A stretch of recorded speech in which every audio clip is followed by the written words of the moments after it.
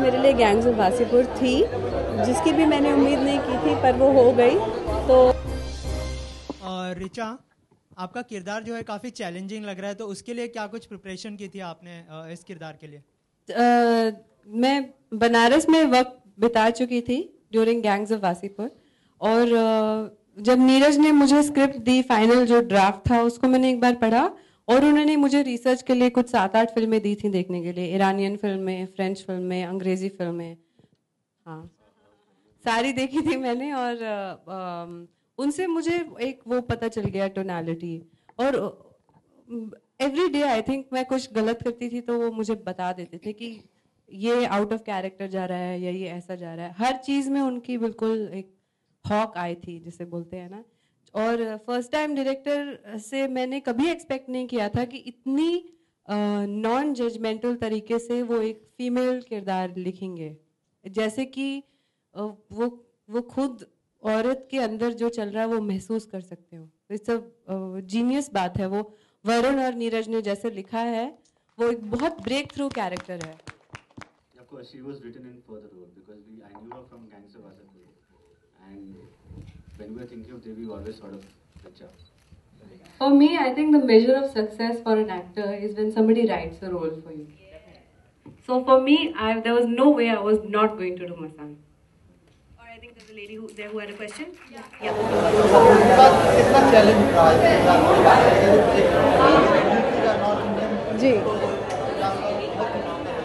जी, और किरदार निभाना मुश्किल तो था ही, लेकिन एट द सेम टाइम बहुत एक्साइटिंग था, क्योंकि जो लड़की है शालू गुप्ता, वो बहुत ही, उसका मन बहुत ही साफ है, एंड वो बनारस में पली बड़ी है, लेकिन जो उसकी थिंकिंग है, she is very broad minded.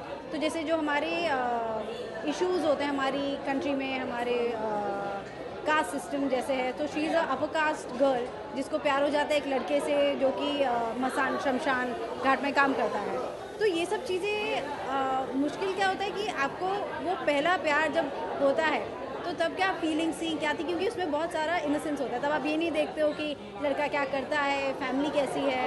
तो to go back to that, क्योंकि हम लोग मैं दिल्ली की हूँ और पिछले 9 साल से बॉम्बे में हूँ, तो आपकी थिंकिंग एक टाइप की हो जाती है, तो वो डिस्कनेक्ट करना बहुत ज़रूरी होता है। और जो कैरेक्टरिस्टिक्स होते हैं लड़की के, जैसे उसको शायरी बहुत पसंद है, तो मैंने पढ़ना स्टार्ट किया था कि किस टाइप के राइटर्स उसको पसंद है, किस टाइप के गाने उसको पसंद है, तो वो हिंदी में लिखती है। तो एंड अगेन एज हम अर्बन होते जाते हैं तो हम इतना हिंदी में नहीं लिख पाते हैं, तो मैंने वो कॉन्शियसली किया था कि मैं वो सब करूँ। आई स्टार्ट लिविंग लाइक शालू जी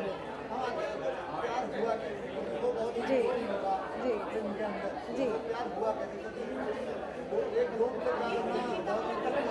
जी।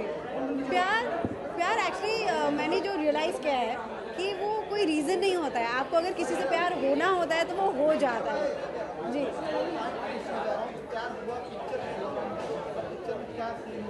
अच्छा पिक्चर में क्या सीन था, तो क्या होता है कि एक गूंजा जो ट्रेलर में भी है कि शालू को चाट खाना बहुत पसंद है, तो वो रोज़ कॉलेज के बाद जाती है और उसको एग्जैक्टली पता है उसको कितनी मिर्च चाहिए, कितना नींबू चाहिए, कितना क्या चाहिए, और वो वही खाती है। तो जो दीपक चौधरी जो विकी कौशल जो किरदार निभा रहे हैं, तो वो पहली बार उसको देखते हैं कि 5 रुपए के गूंजे के लिए लड़की पगला गई है कि भैया ये चाहिए वो चाहिए, बहुत कैजुअल बात है।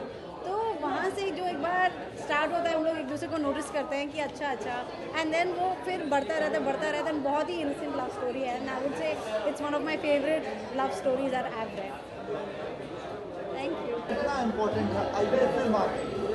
नहीं, ये फिल्म मेरे लिए बहुत ज़रूरी है, पर इसमें सभी का रोल इम्पोर्टेंट है। आप क्या कहना चाहेंगे? बहुत अप्रिशिएट किया जा रहा है कि वहाँ पे काम करने यहाँ तक कितना इम्पोर्टेंट है। बहुत खुशी की बात है कि एक हिंदुस्तानी फिल्म उस लेवल तक पहुंच गई है, और मेरे लिए नहीं, फिल्म के लिए नहीं, पूरे हिंदुस्तान के लिए बहुत गर्व की बात है कि इस लेवल तक अप्रिशिएट हुई फिल्म की सिर्फ सिलेक्ट नहीं, 2 अवार्ड जीत कर आई है। तो मुझे पूरा विश्वास है कि भारत में भी लोग इसे पसंद करेंगे। प्रेस कॉन्फ्रेंस में आपने बहुत बड़ी बात कही कि जो राइटर है फिल्म के, उन्होंने एक औरत के किरदार को इस तरह लिखा है, वो क्या चीज़ आप कहना चाह रहे थे? मैं कहना चाह रही थी कि उन्होंने बहुत महसूस करके एक बहुत जेन्युइन किरदार लिखा है, जो कि आमतौर पर देखने को नहीं मिलता। और मुझे बहुत खुशी है, खुशनसीब हूँ मैं कि मुझे ऐसा किरदार करने को मिला अपने करियर में। एक एक्ट्रेस के लिए कोई भी फिल्म होती है तो वो टर्निंग पॉइंट साबित होती है, तो ये आपको लगता है कि ये फिल्म आपको अलग देखने को मिल जाएगी? मुझे लगता है कि ऐसी फिल्म मेरे लिए गैंग्स ऑफ वासीपुर थी जिसकी भी मैंने उम्मीद नहीं की थी, पर वो हो गई। तो मुझे पूरा विश्वास है अगर लोगों को ये फिल्म पसंद आएगी तो वो भी एक टर्निंग पॉइंट रहेगा, पर मैं ऐसे उम्मीद लगा के नहीं बैठती। संजय जी के बारे में क्या कहना चाहिए? बहुत अच्छे बेहतरीन एक्टर हैं, मेरे फादर का रोल प्ले कर रहे हैं और बहुत खुशनसीबी की बात है कि वो फिल्म करने को मान गए। बहुत सारे एक्टर्स होते हैं बोलते मैं नहीं जवान लड़की के पापा का रोल नहीं करूँगा ये वो, और उन्हें कोई इनसिक्योरिटी नहीं है, उन्होंने अपना काम बहुत अच्छे से किया। कोई मैसेज नहीं है, स्पिरिचुअल फिल्म है, it's about growth and love. तो मुझे लगता है कि बस आप देखिए। रिचा, ये फिल्म आपके लिए बहुत बड़ी फिल्म है, इसके बाद आप क्या फिल्मों को चुनने का समय आ जाएगा रिचा के लिए? फिल्में तो मैं शुरू से चुन रही हूँ, जब मेरे पास काम नहीं था, पैसे नहीं थे, तब भी मैं बहुत चूज़ी थी और अभी भी मैं चूज़ी हूँ। मुझे लगता है फिल्में सोच समझ के करनी चाहिए। Thank you. अलग अलग तरह की भूमिकाएं आपने भी कहा, 9 साल से भूखा था, मुझे किरदार लगातार मिलते जा रहे हैं, तो कितना लगता है एनर्जी लेवल आपका बढ़ता जा रहा है?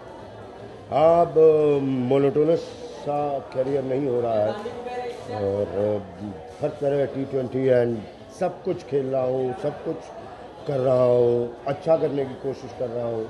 उसमें एक मसान जैसी फिल्म निकल जाती है तो और बल मिलता है मेरे कास्ट करने वालों को और बल मिलता है, मुझे और एक्ट करने में बल मिलता है। ये सब तुम्हारा कर्म है दाता की बात अब तक बनी। अब आपको लगता है कि आपका एक समय चेंज हो रहा है और सेकेंडली कि आपको सिर्फ हंसी और कॉमेडियन किरदार से अलग लोग मतलब मैच्योर रोल भी मिलना शुरू हो गया? अब वो उनकी भले मनसाहत है, पर परेशानी है जो अब वो दे रहे हैं। ठीक है, मैं इस पर इतना नहीं सोचता हूँ। सर, इस फिल्म के बारे में क्या कहना चाहिए? कितना डिफिकल्ट रहा इस किरदार? ये फिल्म अभी मैंने देखी नहीं है, आज ट्रेलर रिलीज़ है, अभी तक मैंने देखी नहीं है, लेकिन मैंने दूसरों से जितना सुना है बेहतरीन सुना है, बहुत खूबसूरत सुना है। सर, एक इंसान जब नॉर्थ इंडियन खुद होता है और उसको नॉर्थ इंडियन किरदार को कहीं प्ले करना होता है तो कितना मुश्किल होता है, क्योंकि उसको वही चीज़ रिपीट करनी होती है एक्टिंग। नहीं, मैं इसको जस्ट उल्टा मानता हूँ कि अपने पिच पे खेलना ज़्यादा आसान होता है। आपका पिच जो है, होम टाउन जो है, आपका पिच जो है, वहाँ पर खेलना बहुत आसान होता है एज एन एक्टर, क्योंकि आपको बहुत सारी चीज़ें बहुत पहले से विदाउट तैयारी मिली होती है, लेकिन आपको बैक में होती है। इससे हट के बात करेंगे, टनकपुर की बात करेंगे। टनकपुर में आपके रोल को लोग काफ़ी अप्रिशिएट कर रहे हैं। शुक्रिया है।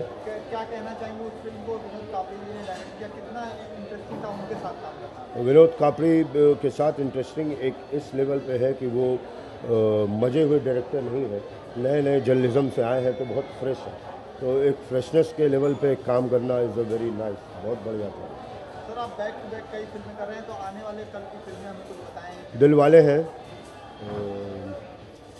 सूरज बढ़ जाता, प्रेम रतन धन पायो, और इंदर कुमार, ग्रैंड मस्ती, काफ़ी सारी है। तो रोहित शेट्टी के साथ एक बार फिर आपको हम एक्शन भी कुछ सीक्वेंसर में देखेंगे। हाँ, पुरानी यादें ताज़ा हो गई सारी। हम लोग वो भी वैसे ही है जैसे मैं हूँ, वैसे वो भी वैसे ही। सलमान खान के साथ आपने प्रेम रतन धन पायो में भी काम कर रहे हैं, तो उनके साथ कैसा रहा? अरे बहुत प्यारा, बहुत प्यारा। मैं जितने भी दिन उनके साथ रहा बहुत बढ़िया खाता रहा, बहुत अच्छा और हेल्दी खाता रहा।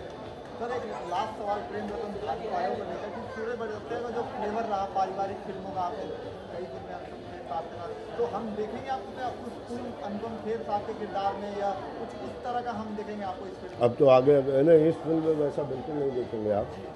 आगे हो सकता है कि कल को मुझे सूरज जी इस तरह का रोल ऑफर करें तो सोचा जाएगा, अच्छा है, बढ़िया है, क्यों नहीं। धन्यवाद सर। हाँ।